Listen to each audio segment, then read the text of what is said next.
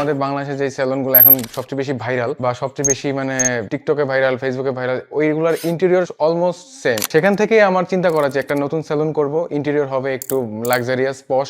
কোথা থেকে আমি লাইট কিনবো, কোথা থেকে আমি বোর্ড কিনবো, বা কোথা থেকে আমি রং কিনবো। ইন্টেরিয়র ক্ষেত্রে আরেকটা বড় ব্যাপার হচ্ছে কমিটমেন্ট, বা ঠিক টাইমে কাজটাকে ডেলিভার করা। কেউ 3D দিতে দেরি করলো, বাট আমি ফাইনালি যে ইন্টেরিয়র বিচকে পাইলাম, ইচ এন্ড এভরিথিং 0 থেকে 100 পর্যন্ত পুরো দায়িত্বটা তারা নিয়ে নিল।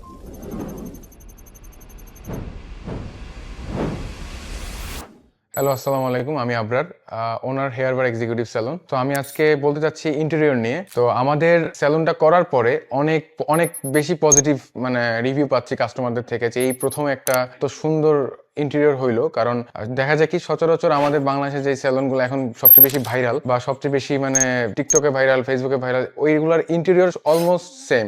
ইন্টেরিয়র হোক বা লোগো হোক বা ডিজাইন হোক, সবকিছুই সেম। সেখান থেকেই আমার চিন্তা করা যে একটা নতুন সেলুন করব, ইন্টেরিয়র হবে একটু লাক্সারিয়াস পশ, বাট প্রাইস থাকবে অ্যাফোর্ডেবল। সো সেখান থেকেই চিন্তা করা যে আমি কিভাবে আসলে আমার ইন্টেরিয়র ডিজাইনটাকে সাজাবো। তো তারপর থেকে অনেকগুলো দুবাই স্টাইল সেলুনের পিকচার দেখা শুরু করলাম, যেগুলো ইনস্টাগ্রামে অনেক ফেমাস। দেখার পরে বাট দেখলেই তো হবে না, ইন্টেরিয়রগুলোকে মানে বাংলাদেশি স্টাইলে বা আমাদের কালচারের সাথে ম্যাচ করে পারফেক্ট ওয়েতে প্রেজেন্টেশন করাটা ছিল অনেক বড় একটা চ্যালেঞ্জ। সেখান থেকে আমি অনেকগুলো ইন্টেরিয়র কোম্পানির সাথে যারা কাজ করে তাদের সাথে মিটিং করলাম, ডিজাইন দিলাম, তাদেরকে আমার আইডিয়া দিলাম। দেওয়ার পরে অনেক টাইম লাগলো, অনেকে 3D দিল, কেউ 3D দিতে দেরি করলো, বাট আমি ফাইনালি যে ইন্টেরিয়র বিচকে পাইলাম, যারা হচ্ছে আমার মানে আমি যেই কনসেপ্টটা দিলাম তাদেরকে, ঠিক সেম ভাবে আমাকে তারা 3D দিল। তাদের কোটেশন বা বাজেট, যেটাকে আমরা বলি, বাজেট অনুযায়ী দিল। ইভেন সবচেয়ে বড় ব্যাপার ছিল যেটা, যে ইন্টেরিয়র বিচ আমাকে পুরো প্যাকেজটা নিয়ে নিল। মানে আচ্ছা, আমাকে কোনো প্যারা নিতে হচ্ছে না, কোথা থেকে আমি লাইট কিনবো, কোথা থেকে আমি বোর্ড কিনবো, বা কোথা থেকে আমি রং কিনবো, মানে ইচ এন্ড এভরিথিং 0 থেকে 100 পর্যন্ত পুরো দায়িত্বটা তারা নিয়ে নিল।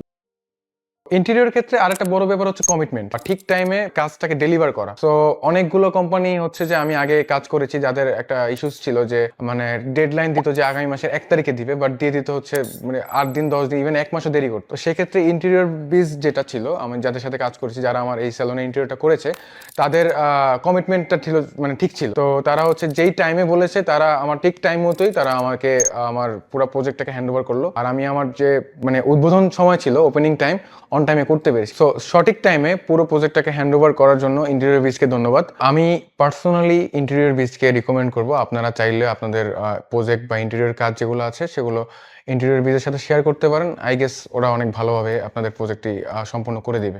Interior Biz, we design your dream.